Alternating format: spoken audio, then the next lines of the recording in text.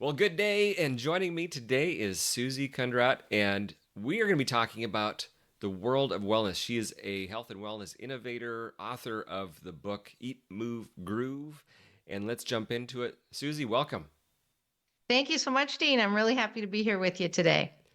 Susie is out on the road on her book tour right now, joining me, I believe, from Ohio today. So glad to have you connect. And you are an expert in the area of wellness and simplifying wellness. But what I'd like to start with is we hear a lot about the word wellness, and maybe to the extent where people hear it and just kind of toss it away because we hear it so much. But could you give us a perspective of how we should understand wellness and what we need to know so that we're on the same page of understanding? I mean, wellness can mean different things to different people because it really depends on where someone is starting. But the way I see wellness, it's all encompassing. It's everything from how we eat, how we move our bodies, how we take care of our mental well being, our spiritual well being, how we're feeling about ourselves inside, our self image. We know there are all kinds of things around occupational wellness in the workplace. Is it a healthy place to be? That's really important. But what I talk to people about that I think is most beneficial is doing a type of self-assessment where you're thinking about, oh, where might I be able to move ahead in my own personal wellness? It might be taking a little time for yourself. It might be doing what I call in the book the 2 minute miracle, taking 2 minutes the night before to think a little bit about your eating and how you might move during the day and what you might do just for yourself to give yourself a little something so you feel good. And so I think it can be all encompassing of many, many different things. I know the part of the book that really is resonating with people, and we've been traveling for the last month all around the country and in the Northeast the last month, working with all kinds of groups and organizations and companies. And the piece that's really resonating with people is the groove. And I would consider the groove all the other ways you take care of your personal well-being, in addition to eating and moving. And that I see as really the foundation. And those might be things that are a little harder to pinpoint, but they could be, again, everything from talking to a friend when you're feeling stressed or making sure that you set up your day so that it's easy for you to take care of yourself. Mm, that's a great point. Yeah. Wellness can be maybe easily overly defined as maybe a corporate wellness program where we're trying to get people to work out a certain amount or lower smoking rates or obesity Right. or things like that. And so that could end up maybe overly narrowing it when what I'm hearing you say is each of us have our own personal wellness opportunity. Yes. Where is it on that wheel of wellness that we could Mhm. make the biggest impact personally? Is Yes. that a fair way to think about it? I think that's perfect. And one of the things that I do when I work with groups is we talk a lot about the why, right? There's a lot of books out there about what's your why and what's your, what the why is. That's important.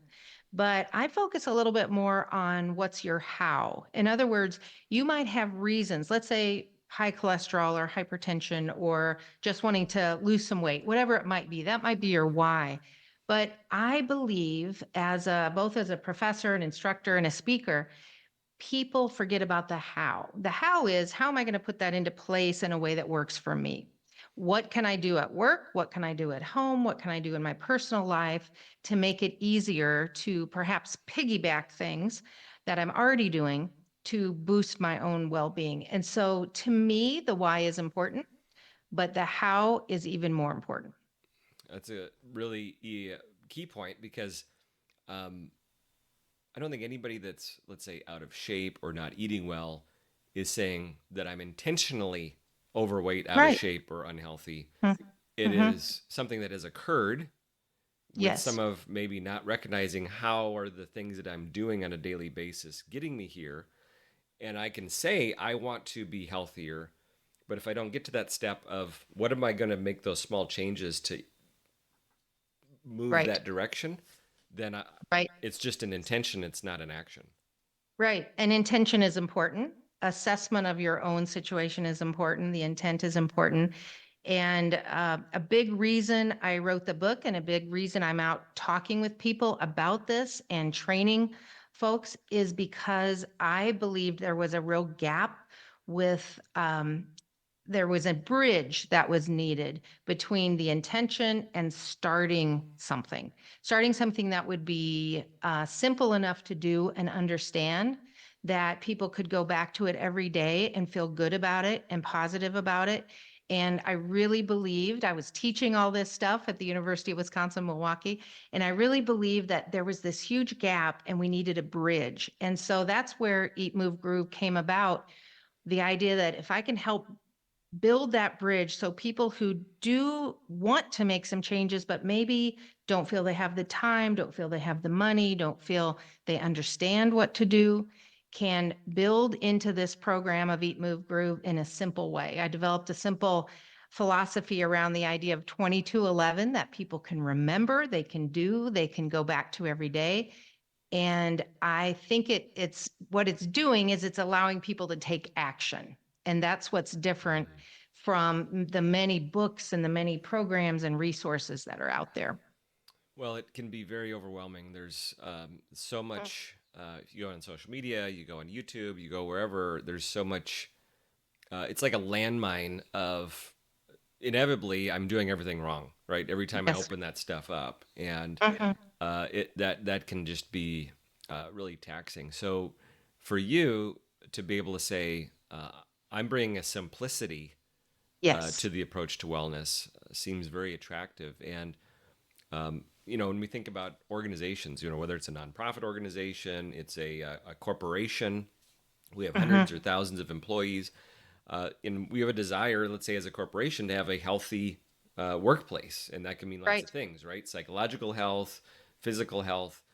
What are some of the things that you're seeing that are maybe opportunities for corporate Mhm. leaders, or maybe even some misconceptions in the corporate space around wellness and some of the opportunities that they might have to affect wellness?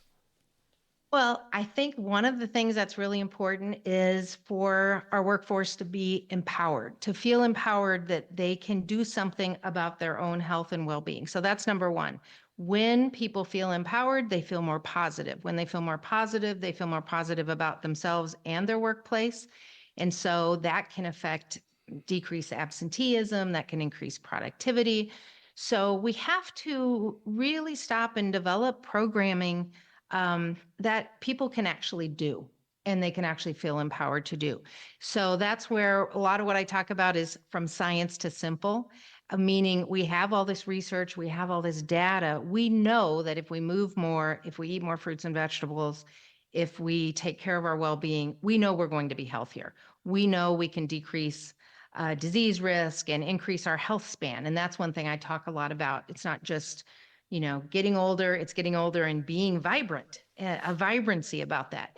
And so that positivity, I believe, is at the core because if our workforce feels more positive about what they can do, and if they're able to actually implement something, every time someone does something for their own well being, they feel better about it. And so I think positivity is at the core and doability is at the core. And that really starts with simplicity.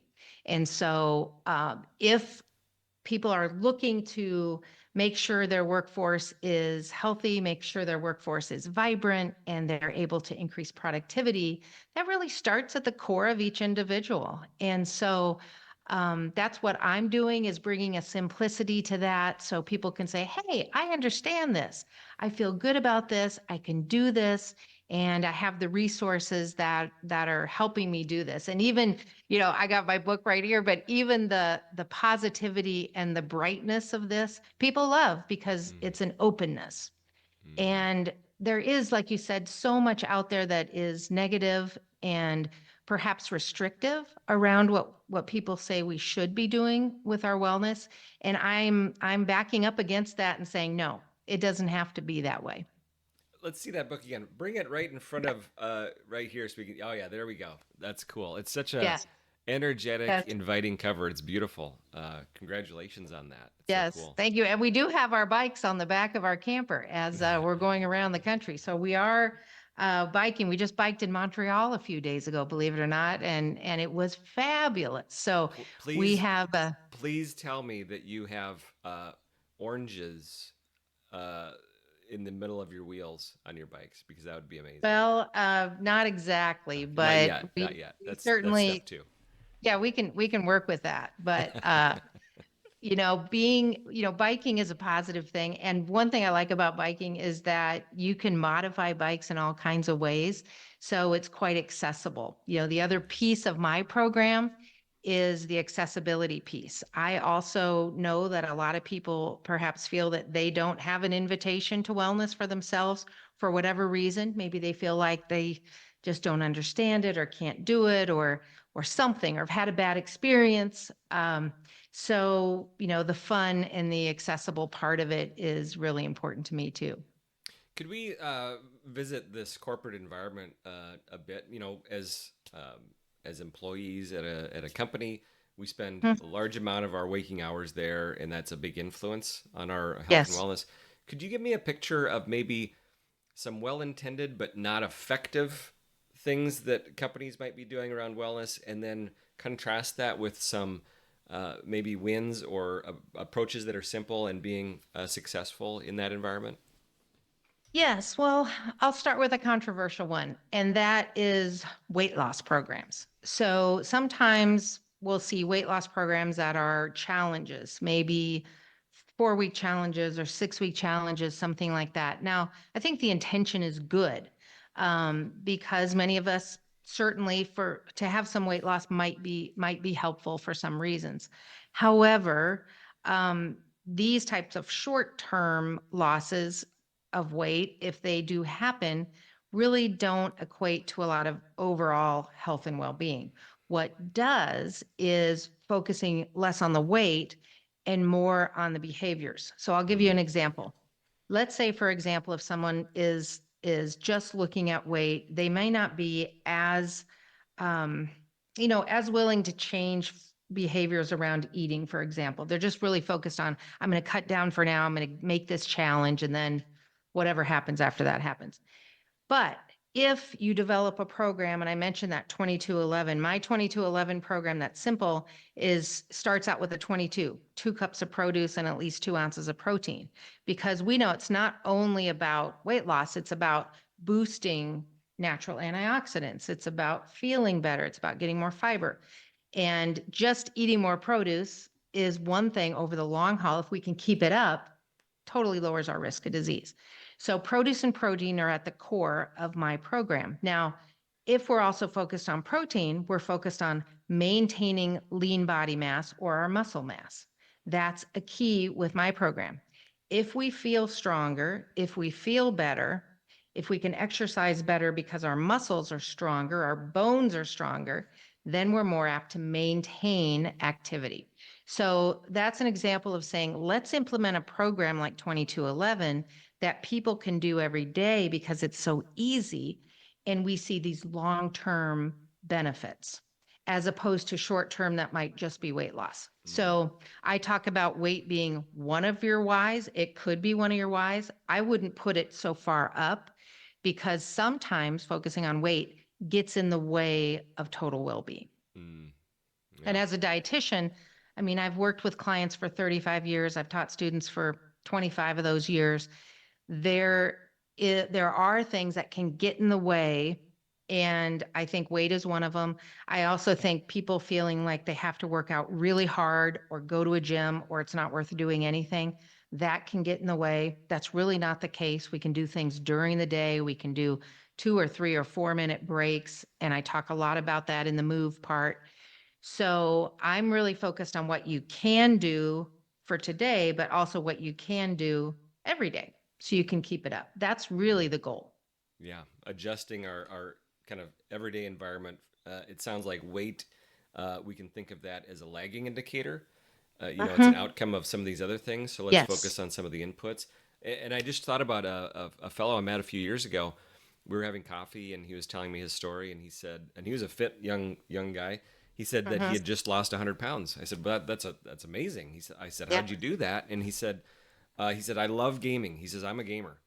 And I was lethargic and overweight. And he said, "What I did is I set up a recumbent bike that the only way that my uh, video game console would operate was if I was pedaling." And so he said I Yes. would end up pedaling for hours, and I changed my diet and I added that exercise. And he said I lost 100 pounds, so Boy, that's he took the thing yeah. that he loved and put it to work for him.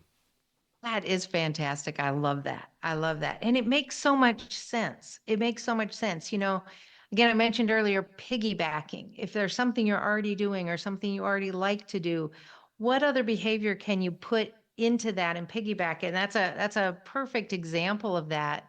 I love it. That's wonderful. Now And you're we on a can book do that in tour. the workplace. We can Yeah. do that in the workplace too. We can get up. We know getting up every hour now is really important. That's part of my whole move plan.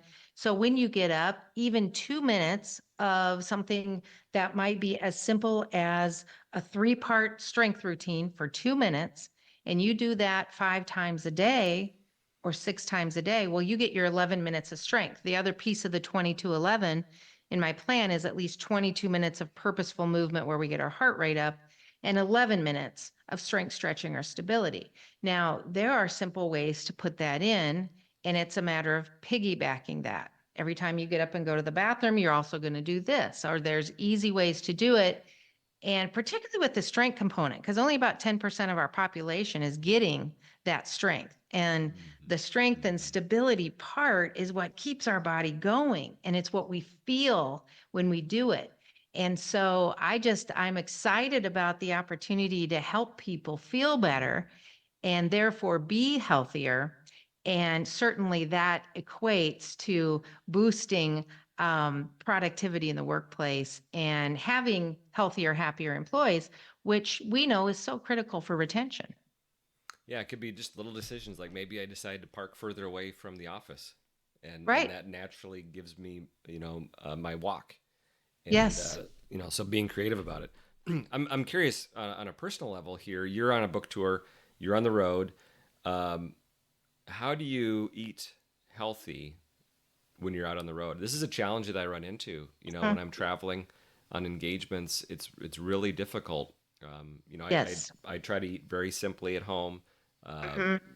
very basic protein, vegetable type diet. But on the road, it's really really hard at a restaurant. I mean, any food you get at a restaurant is like suspect. Yeah, I think it's challenging. I think anything we can do on the road, and this is what we've been doing when we can, everywhere we can go to farmers markets, we go. So we look ahead, we try to get some things at local markets. That's been fantastic. We've hit some great markets in Provincetown and when we were in Montreal and different places. So we can kind of load up on some of that produce like apples and plums and carrots and things like that. So that's helpful because then we might stop and get a sub and then we've got things to add to it. We're in a camper van, so we also are cooking some at the campsites. So the other night we made a really easy stir fry with scrambled eggs, steamed vegetables, and some brown rice. I mean, it was really easy to do. But I do think it's looking ahead and then having some of those go-tos with you. It might even be something like a packaged, protein bar Yeah. that you could add a banana to and a piece of fruit, and that will hold you over for a little while. And then when you're eating out, just, being aware that not to get too hungry. I think when we get really hungry, our decision making goes out the window. And so planning those meal stops ahead of time, which does seem kind of hard sometimes when you're on the road. I work with a lot of people about taking their own coolers, particularly if folks Hmm. work all day long or they're truck drivers or they're on the road more and packing that cooler every day so that at least you have your produce options and maybe some quick things like cheese sticks and yogurt and stuff like that. Um, so it's doable, but it's Hmm. certainly not the same as when you're home in your own kitchen and you have all those options. Definitely think ahead. Yeah. Let's. We're kind of running down on time here. Hmm. Um, Tell me about the role here of different maybe communities you're a part of, like NSA Illinois, and how that's being useful for you in your journey. And then we'll Yes. we'll wrap things up. Well, I joined NSA Illinois last year after a colleague I met through the Nonfiction Authors Association highly recommended it. And I have been fortunate enough to be able to go to a lot of the in-person events, as you know, because we talked at the last one, which was fabulous. And it has really opened up a lot of opportunities for me, partly because I feel like I have all these ideas, all these things I want to do. But NSA Illinois, with the trainings, has really helped me try to get organized with what I want to do with my own workshops and my own consulting. And I have a book now. I spent the whole last year writing the book and getting it out. I left my teaching position to do that. But with NSA Illinois, I'm getting a lot of training on, okay, I have the book. I have all these things I want to do to help people. How do you put that into practice? So the business of it has been really helpful. The other thing I would say that's been super helpful to me, and I've appreciated so much, is the collegiality. So if people are looking to join an organization to learn about speaking, this is a fabulous one. Also, if they're learning, they want to join someplace that they feel welcome and they feel that right away they can make connections with people and develop relationships, this is the place. So both of those things have been extraordinarily helpful to me as a new member, and I've met some wonderful people. And so I'm just so pleased that I found NSA Illinois. Well, that's great, and we're so happy to have you as a part of the community. And NSA is all about building a better business and becoming a better speaker. And it's great to have you on that journey Yes. with the group. If I'm, maybe I'm an event planner or maybe I'm a corporate leader looking to bring some messages in for that wellness, how might I get a hold of you, or what direction would you have for me?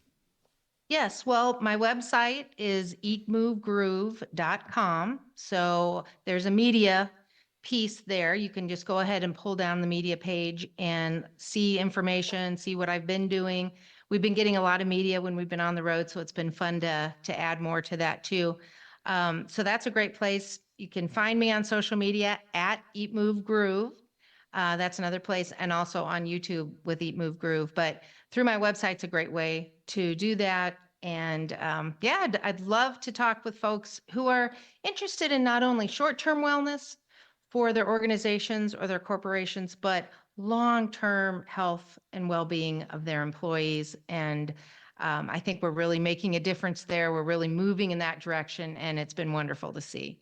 Well, it's important work, and I think there is currently in our environment a real awareness or an awakening of Mhm. this need for wellness in a different way than maybe we've been thinking about it. So, thank you for the Yes. work that you're doing and the messages you're sharing, and for joining me today. Yes. Well, Dean, thank you so much. It's been lovely being here. Thanks, Susie.